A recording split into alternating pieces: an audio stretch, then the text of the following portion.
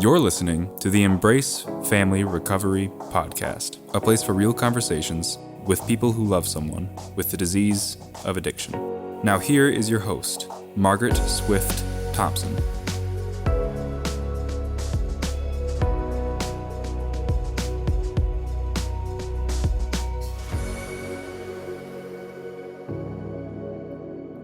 Welcome back to the Embrace Family Recovery Podcast.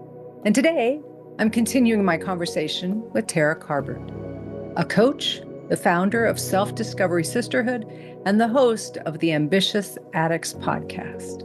In this final episode, she shares how to set boundaries with someone with a gambling addiction and dives into the various support and recovery options and challenges that are available to help people with gambling addiction.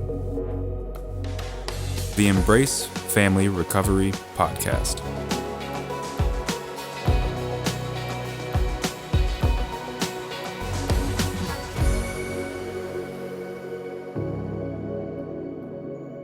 What does gambling recovery look like?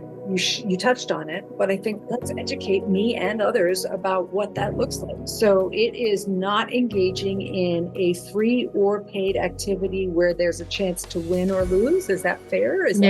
For skill or for chance. Yeah. So I think a lot of people see blackjack as like a skill game, even though it's really a chance game.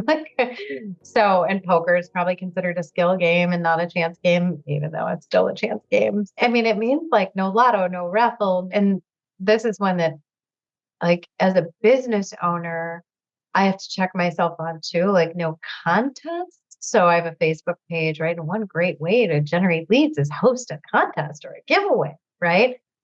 I'm not putting my name in for those things. I'm not buying raffle tickets. So that's the gambling definition. And I think each person gets to define, what they consider a risk for them. But that's no placing bets. That's what that looks like in my world. And that means no fantasy football either. And I used to be on a league and loved it, but I gave up, especially nowadays with online gambling and being able to do that daily. I'm really grateful to have given it up before these things. The question was, what does recovery look like? I've also been in other 12-step meetings and wouldn't necessarily call myself a member, but I qualify for others. I'm in a 12-step program for gambling specifically. So my recovery looks a lot like 12-step recovery and other programs with some slight modifiers. So the biggest modifier that stands out to me is our fourth step. Our fourth step is searching and fearless moral and financial inventory. So we do a lot of digging around in our relationship with money in particular, which everyone should do. Right. Well, that's what I was kind of sidetracked by. Like, wow, that's kind of important for every one of us because money is a factor in all of our addictions on family side or. The other thing that I think notably in this step, just the language, right? Is God as we understood him, I think is how we're phrased. I don't know that that's the case in every program. Yeah, that is most of the media, but I love that because it's very easy to put it as a God thing and a certain doctrine of faith. Yeah. The founding fathers was beyond their years and their culture to be able to say that, knowing their audience, because it is very inclusive for people who don't identify with God. That is not their higher power. And I think that's really remarkable when you historically look at the 30s and a group of men sitting around making this, the tenets of the 12 steps. They're quite forward thinking. They knew their audience. Yeah, interestingly, the tenets of the 12 step have some Native American tradition roots and healing circles. Right. So that's a history that I think deserves some light to it too. Agreed. Yeah. But it's a lot like other 12-step programs. Same, I have a sponsor that I meet with regularly, and I participate in therapy in those meetings. Cool, fun stuff that's going on in the world now. Sometimes that's on Zoom, which is like a positive thing, I think, from the pandemic. One thing that came out of it that I think was positive. When you look at, because you shared at 16, your son was growing, was older. Yeah, in 2016, he had just graduated high school. So if you're comfortable answering this, if not, I get it. Was he able to share any awareness of the impact on him? I'm still trying to sort out if he's being kind and gracious or if it really didn't have as big of an impact in his mind as it did in my heart when I look at it. He's one of, obviously, I told him we were living together. um, he he said, well, of course, who else has like 1,000 of these player cards laying around the house? Like, yeah, of course you have a problem, and yeah, I've noticed you go more. And, he was old enough and maybe this contributed, it's like the mom about to be an empty nester. And it's like a whole nother emotional thing I didn't want to actually look at. For him, what he says is like a lot of that time that I was starting to just leave and be like, oh, can you get your own dinner? I'll be back. Or, I'm 10, 15 minutes late to a baseball game or something because I can't pull myself away. Was like, yeah, I appreciated the independence. I thought, like he's late teens and I'm leaving him home alone and he can do whatever he wants. So I don't know that he saw it as like neglect, and I see it as there's opportunities for parenting that, I kind of wish I would have done that I feel like I'm trying to do now. And he's kind of like over it, like, whatever, Mom, like too late, but he's also seen me in recovery and seen how recovery has changed my life. And that has elevated, in my opinion, his emotional intelligence and his willingness to talk about the hard stuff and the hard days in a way that I never would have. I like that. I like the spotlighting. Yes, there was neglect on that. I feel he may not. What I can absolutely see is an improvement in impression and awareness due to recovery of change. So that's really hopeful for families to hear that, we don't really know what our kids feel or don't feel unless they are able to be honest. And some will be protective and some may not have noticed and some were very much affected. What we also absolutely know, and evidence shows it in recovering homes, is the positive impacts of recovery on the whole family are significant. Yeah. Yeah, we're breaking some generational stuff here too, right? So there's open dialogue about risk. There's open dialogue about how, he needs to be mindful for himself of the warning signs, and open dialogue about like how a lot of it has to do with just making sure we have a way to constructively manage our emotional experience in this world.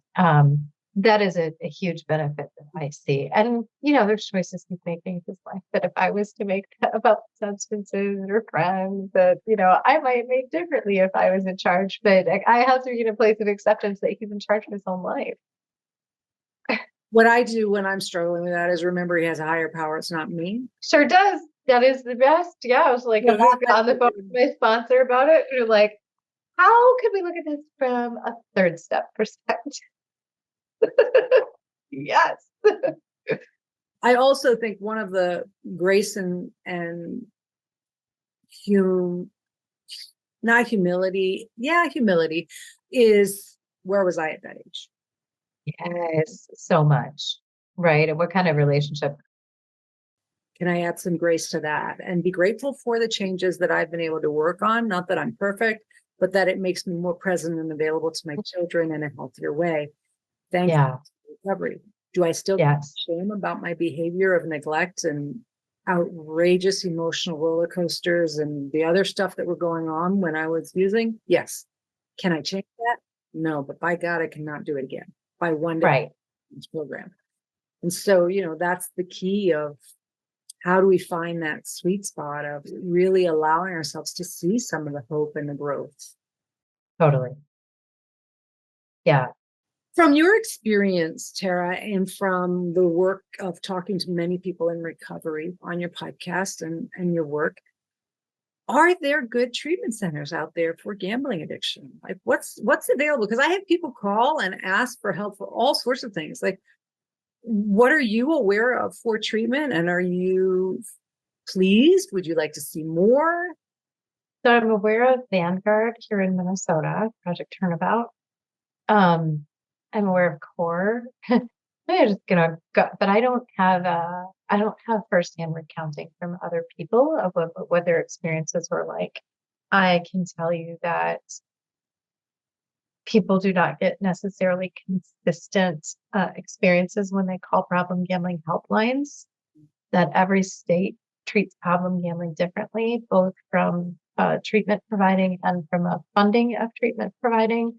We do not have peer recovery support services available in the way that they do for other addictions. There's a lot to be desired in both research and treatment of problem gambling disorder. I know many people anecdotally who've had terrible experience with licensed addictions counselors. And I had a bad therapy experience once. I don't know if I want to call it bad, but not so great. Could have missed an opportunity for a screening. That harm is created in some of the therapy sessions, like dismissing their gambling as like they might say they want to talk about their gambling and like they're just redirected, like, oh, that's not your problem. It's kind of tragic. And at the scale of which sports betting and online gaming is becoming legalized in the state of Minnesota, and the prevalence of the talk of the sports betting on and in and during broadcasts and at the games. We've now got broadcasters, talking over unders and point spreads and the lines, even for college games. I hope to see much, much more research funding, and we don't have enough licensed in gambling specific treatment at this time. So if you are somebody who cares about the disease of addiction, you work in the profession, like, go get gambling certified, It's not identical. It's not the exact same thing. There are things that in the treatment need to be thought about a little bit differently than if they were talking a substance. The behavioral addictions they're just different in my personal experience. So I'm trying to be part of that solution, and do a little advocacy and talk about it. And yet I find myself personally too, like I know like there's a line that for my own self-care, like I can't talk gambling all day, every day. I just can't. I've tried. And so I'll do some advocacy. I don't see myself getting licensed, although I know I could contribute some help. I don't want to talk gambling all day, every day. It's not good for me. So there's a lack of resources. And at the same time, an odd thing, I do sit on the Minnesota Department of Human Services Problem Gambling Advisory Council. And at the same time, there's a lot of referrals that are being made to some of these inpatient treatment centers, and they're not full. So what is going on? Right. And I think if I think about my own personal experience, the thing that was on my mind the most was the money. So I could not imagine a world where I stopped earning for 30 days and I went to an inpatient facility.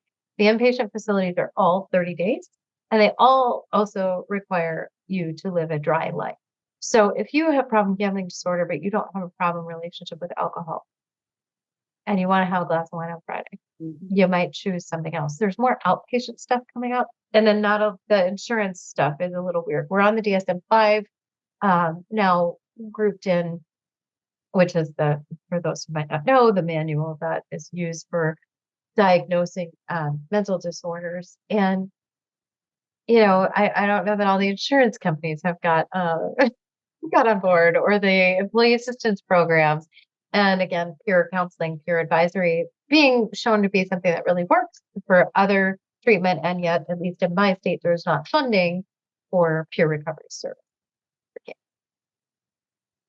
I just said a whole lot. Yeah, it was good. When you talk about, I can't do this all day, every day, talking about gambling, what a incredible voice you afford to the industry of working with people with a disease of addiction. Add in gambling, to hear from you, people who are out there clinically, go get certified. We need you. It's different. There are nuances that you need training for. And I feel that. I mean, full disclosure, Harry Levant was a gentleman I spoke to who I adore, and he taught me so much. I feel you're that next step, because I am a person who was working as a master's counselor who didn't even have addiction training, and people come into my office, I'd be just stop. And then ended up getting the education and the training at Hazelden that gave me the understanding of this disease. But I'll be fully transparent. It's not exactly the same. And I wouldn't even feel right working with a person with a gambling addiction as a primary addiction that I would do justice to their care because I am lacking. So I think that's a really loud message that needs to be heard by more clinicians in the field. There's a lot of grants available too. So if you work in an institution that provides mental health services and treatment services, a lot of states now have grants available to get your existing LADC certified in problem gambling disorder treatment. So check it out, see if your state is offering a grant for that. I know we are in Minnesota. Fabulous information. This podcast is made possible by listeners like you. When I reflect on my decades of work with families of people with the disease of addiction, I have seen few siblings get the same resources provided, partners, parents, or even children. Numerous siblings have told me they felt they couldn't share in a traditional Al-Anon or Nar-Anon meeting because the parents' and partners' pain seemed so much more significant than their own. The Embrace Family Recovery Coaching Group for Siblings will meet for 6 groups coaching sessions, including education on the no-fault disease, connection with other siblings, strategizing together communication, boundary setting, and some surprised guests who are siblings themselves. This summer course for siblings begins Tuesday, July 16th, and the group will be for participants ages 16 years and older. To find out more, head to my website or hit the link that you'll find in my show notes below. You're listening to the Embrace Family Recovery Podcast. Can you relate to what you're hearing? Never miss a show by hitting the subscribe button. Now back to the show. Do you think interventions work for people with gambling? No idea. I didn't have one. You know what I think would work though, that's not being done would, and we're talking, those who I talk gambling stuff with are talking about this like this. We're screening for depression. We are screening for addiction to drugs and alcohol, and we are screening for safety in the home. We could do a 2-question screen that would give an indication if somebody might need a pamphlet of resources. We do not screen for problem gambling disorder. I went to 4 therapy sessions where I talked about my gambling and was told, sounds like you have it under control. There was never any questions about my gambling. But I was asked about my history extensively, relationship with alcohol and drugs and sex and abuse. None. Gambling was just. So how do we incorporate some screening into the already well-established intake process that's being done in healthcare settings? So I imagine there's people listening who are partners, parents, siblings, maybe kids, who know that their loved one is spiraling out of control with gambling. Yeah. Your brother offered you something that really just gave you permission, if you like, to go that next step. Before that happened, you reached a very near high-risk bottom where suicide was a very real thought. Thankfully, you didn't act on it, and you called him instead. Mm-hmm. We know the risk is great for suicide. What would you give for families for if I were your child or I were your partner? Here's what I would want somebody to say or do around me to help me be aware or look at it different or maybe seek help if I'm not asking for it. Yeah. So like if you know they're gambling, because that's the difference with me. Like no one really, I mean, they knew I gambled, but they didn't know that I was gambling, right? But if you know someone's gambling and their gambling is escalating, it's just an honest conversation. Like I noticed you're betting more. I noticed you seem kind of stressed out. I noticed you tell them honestly about what they're noticing, but try to do that from a place of love, caring, and understanding and not judgment. obviously can't guarantee that someone's going to hear it that way. And just let them know, like, I love you. I care about you. I'm here for you. You can talk to me about anything, assuming that that's true, that you can talk to them about anything. Or that if you've got something you don't want to talk to me about, I'd love to help you find a resource to support you. Is there anything I can do to help you do that? It seems like something's wrong and I care about you and I love you. I think in my depths of my disease, the shame was heavy. And I mean that word in the sense of the Brene Brown definition of shame is that sense of not belonging. I really was starting to feel like I didn't belong anywhere, even with my family. So if you can instill that sense of belonging in them, I think that might be a good thing. And then of course you got to have boundaries and be taking care of yourself too. So Gam-Anon is a great resource for loved ones who are affected by the gambling addiction of other people. A lot of states have resources available to loved ones affected by addiction to gambling. I would say the East Coast in particular has really, really solid services. So if you're on the East Coast and you're in Connecticut or New Jersey or New York, that there's some resources that those teams have put together that are, I think, pretty darn good given how little there actually are. And here in Minnesota, I would say that they're decent too, but I certainly don't have, I'm not the be all end all on these things, but I would say, make sure that you're caring for yourself, because without caring for yourself, you can't be a great support to somebody who needs your support in seeking treatment for their addiction.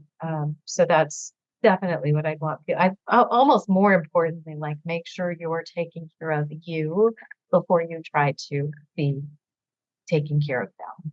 You touched on boundaries. Mm-hmm. Again, this is if the person knows there is a gambling. Yeah. Addiction. I've used the term detach with love. I interchange it with care without fixing. That we can't fix other people. We can care for them greatly. We do that with protection from their disease. One of the ones that I have heard over time, and I would love your input on and your experience on, is, and it happens with substance use disorders as well, not just gambling, but I would think gambling, it's a prevalent piece, is partners being terrified of financial security. If they don't set a boundary, do something drastic, get a divorce, whatever the terminology works for them, wherever they are, I'm going to lose everything. Or if I try and separate, I'm going to lose everything, So what's your take on boundaries, consequences around gambling? Like, how could a partner navigate that to enable themselves to be healthy and well as possible, while also being loving and supportive with protection from the disease? Yeah. Situationally, I would say if you're mixing money with a gambler, separate it immediately. That is a boundary that you are allowed to have for yourself. And if you don't feel safe doing that, get yourself the help you need to feel safe setting that boundary. Money is the fuel for our addiction, as are valuable things. I did get to the point where I sold some things. So, lock up your treasures, and that can be in the form of, trinkets of value or cash, and make sure that you are the only one who has access to them in whatever way you need to do that. Obviously, if you're married to the individual, that might look very differently than if you're cohabiting, or if it's a brother, sister, somebody who's maybe sharing a family trust fund. Everyone has different circumstances, but cut off the intermingling of funds immediately. That's a boundary that can be implemented to protect from the person's disease, for sure. Your word was allowed, and I like that, because I don't think, family members think of what is okay for them and not okay for them. It's always what's okay for the person and not the person, what's going to upset them, right? So yeah, it's a survival step. It's okay, I know there's a disease that will take every penny, every trinket, everything.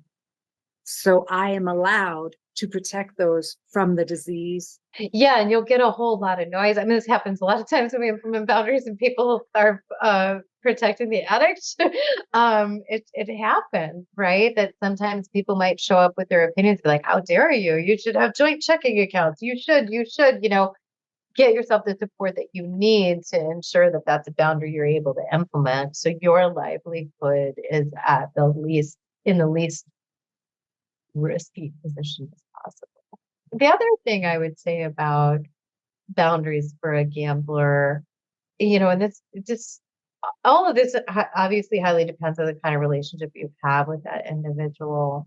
But, I was, as I said, not following through on commitments, a boundary that a friend of mine, a friend who really has a strong kind of time discipline in their own life, just kind of sat with me, was like, "Hey, if you're not going to make it within 10 minutes of the time that we said we were getting together, I'm leaving and we don't get the time together. Like, I want to spend the time with you. I love you. But if you're going to do this to me, I'm out. Like, I'm leaving. And if this keeps happening, if you don't show for 2 or 3 times, I'm going to stop inviting you and you'll have to tell me when you're able to try to schedule things with me again because I've been initiating." Right. So it's a little different, right? Because like that's a good friend who had no like, "I love you no matter what. I don't know what the hell is going on with you, but you're late. You're not calling me back. This is happening." Yeah. So the boundaries are for you. Like that's my message about boundaries. They are for The person's you. And you don't have to explain them to anyone. It's up to you to have them and to hold them and to trust yourself that you know what you need. Is that easy? Not as easy as spitting the words out of my mouth. That's for sure. It's work. It's work. What a tremendous Yeah. friend, though, to be that loving to you. Yeah, like you kind of suck right now and I'm sick of you sucking. So here's what I'm going to do about it. I didn't say that. Yeah. Said, "I love you and I want to spend time with you. When you can make it, let's do it. I'll give you 10 minutes. If you're not here, I'm gonna take I'm off." going to bounce so I don't get resentful because like she knew herself well enough too that if she stayed and waited and looked at the clock, right, that she was going to be getting resentful. 10 minutes, no big deal. I can get myself a cup of coffee or water or whatever. I'll just. I think, Tara, you just said something that's very key to this.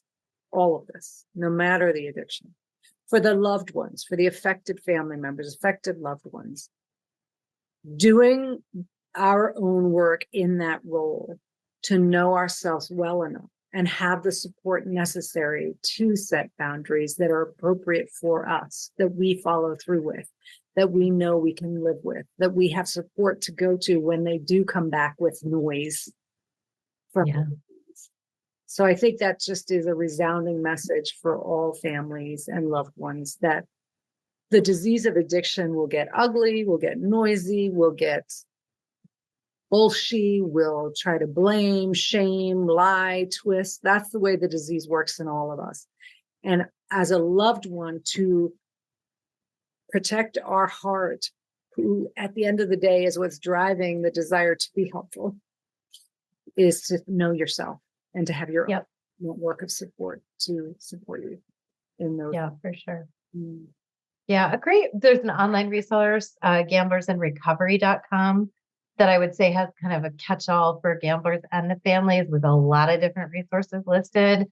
But individually at the state level, you can find stuff too. I don't want to miss mentioning that website. And then we talked earlier about just briefly about women and gambling. Yeah. So if it's okay, I'd like to plug a resource for that. Love all these resources are great. Absolutely. Awesome. So my friend Christina hosts a podcast called the Broke Girl Society and a Facebook group of the same.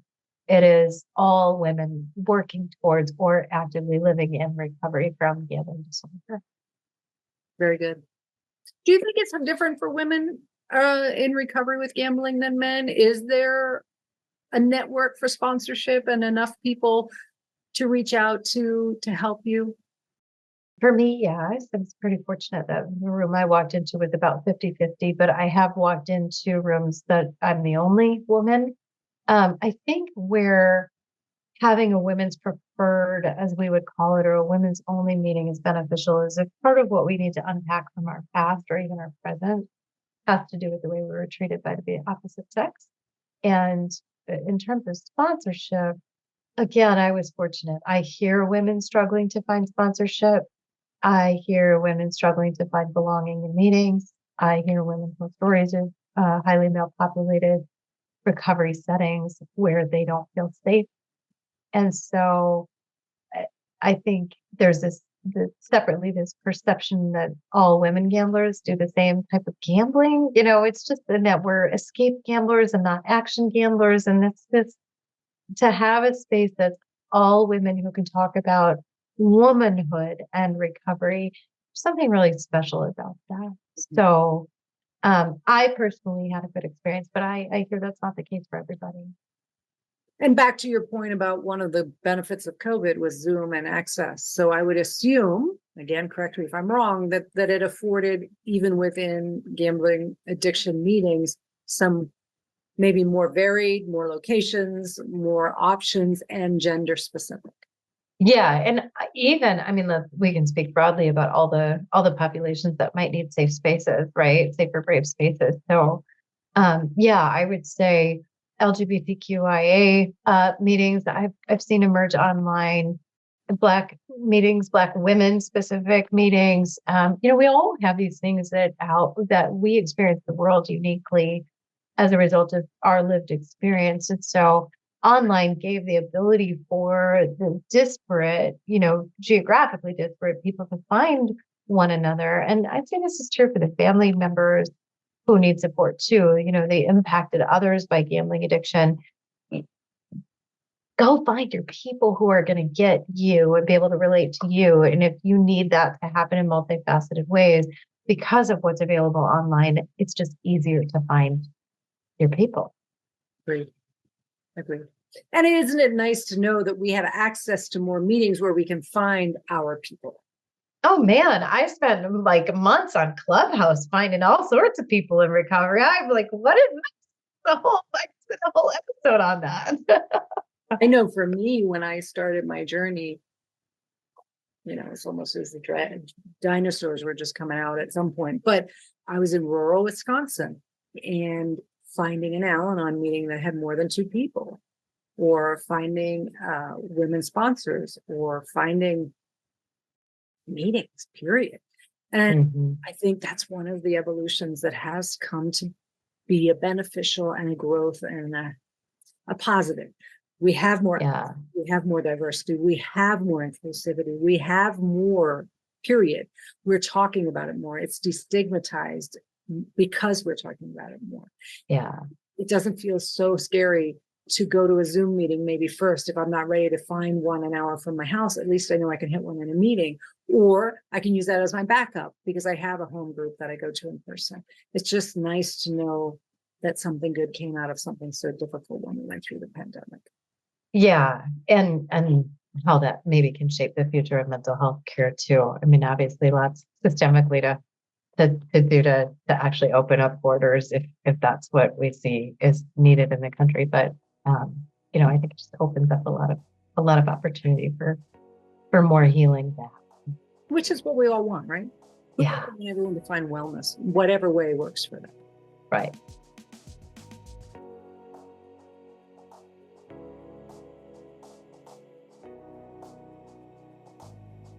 Thank you, Terra Carbert. What a powerful series offering such vital information about gambling addiction and the affected loved ones around the person with the disease. With summer schedules, vacations, and playing in the lovely weather, this episode concludes season 4 of the Embrace Family Recovery podcast. But don't worry, season 5 will be back soon. Please take advantage of the summer break to catch up on episodes you missed and share the podcast with friends and family. Get in touch if you have any topics you would like to hear discussed in the future. I would love your input. I am so grateful to all of you who've listened, subscribed, shared, and watched. I also have such gratitude for each and every guest who has courageously shared their story with us. Please email me if you wish to be a future guest or with recommendations of topics or people to be guests at margaret@embracefamilyrecovery.com. Enjoy your summer and be sure to play. I want to thank my guest for their courage and vulnerability in sharing parts of their story. Please find resources on my website, embracefamilyrecovery.com. This is Margaret Swift Thompson. Until next time, please take care of you